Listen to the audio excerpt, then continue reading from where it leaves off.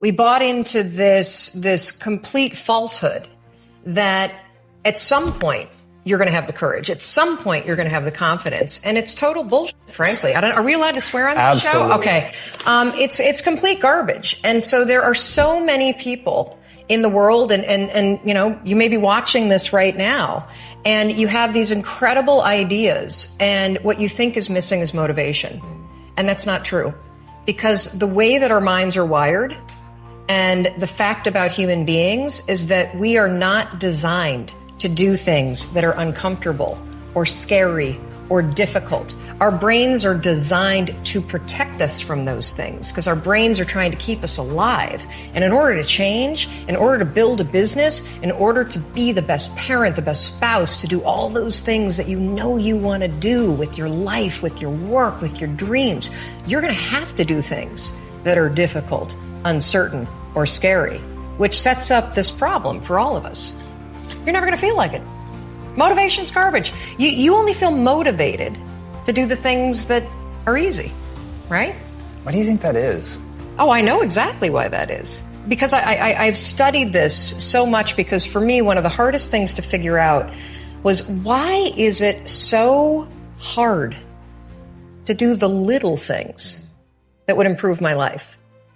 And what I've come to realize and what we'll talk a lot about today is that the way that our minds are designed is our minds are designed to stop you at all costs from doing anything that might hurt you.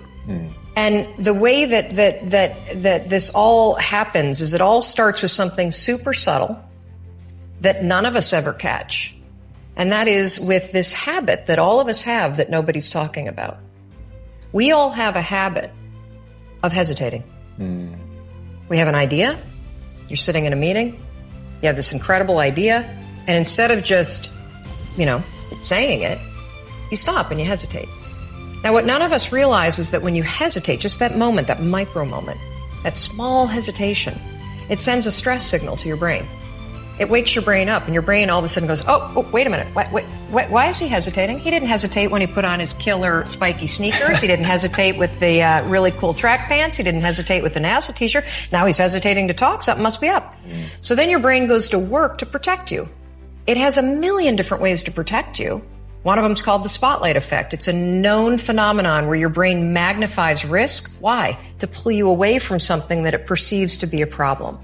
And so you can truly trace every single problem or complaint in your life to silence and hesitation.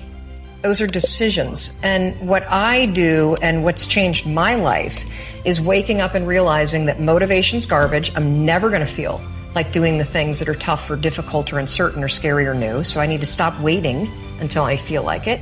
And number two, I am one decision away from a totally different marriage, a totally different life, a totally different job, a totally different income, a totally different relationship with my kids. Not like one decision, I'm divorcing you in the marriage example, but one decision on, you could be having a conversation with your spouse and you feel your emotions rise up, and within a tiny window, those emotions can take over and can impact how your marriage goes. Or you can learn how to take control of that micro moment and make a decision to act in a way that actually shifts your marriage.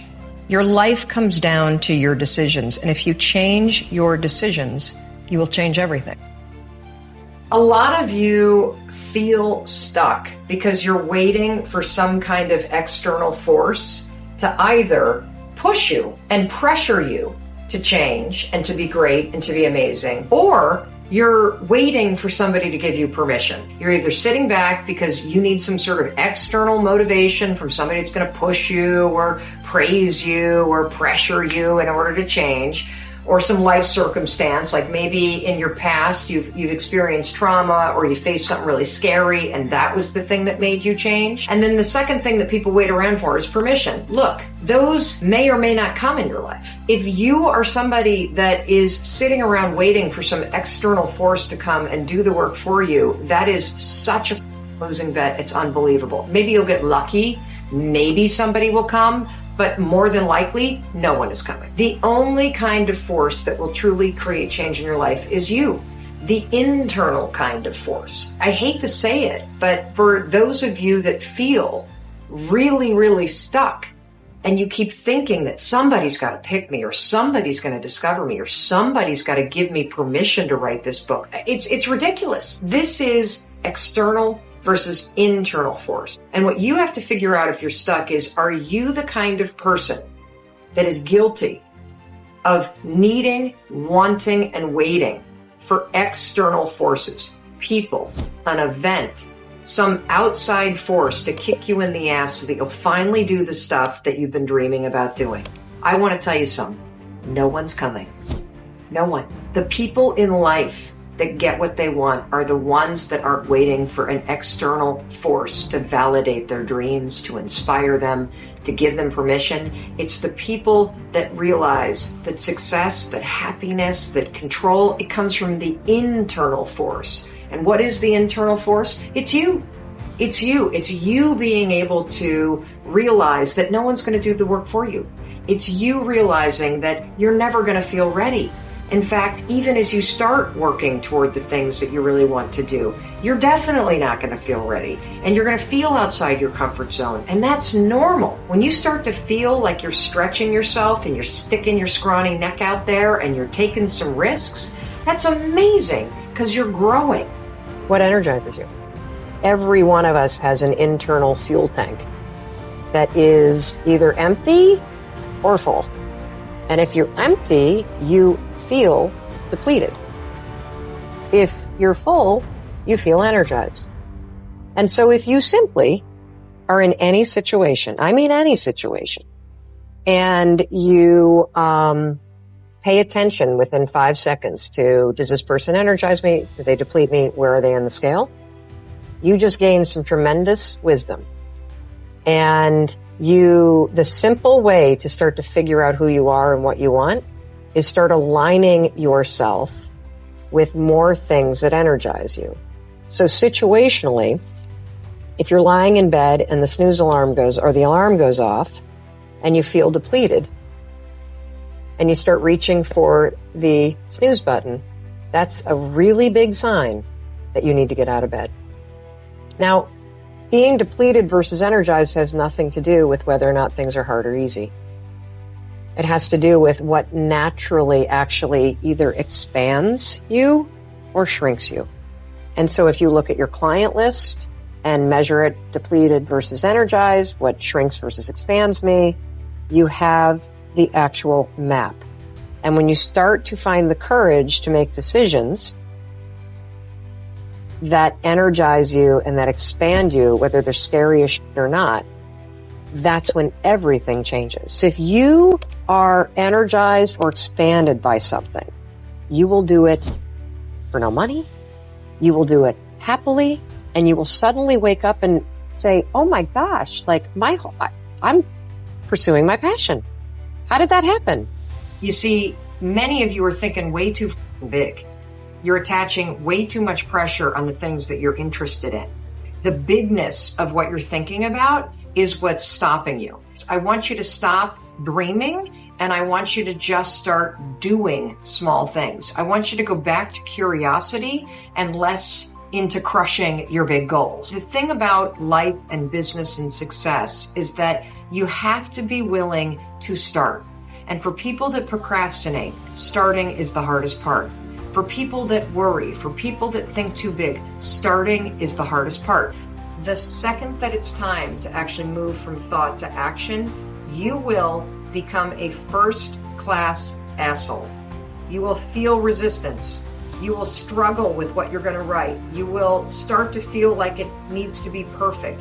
You're going to come up with excuses. You're going to talk yourself out of it. Why?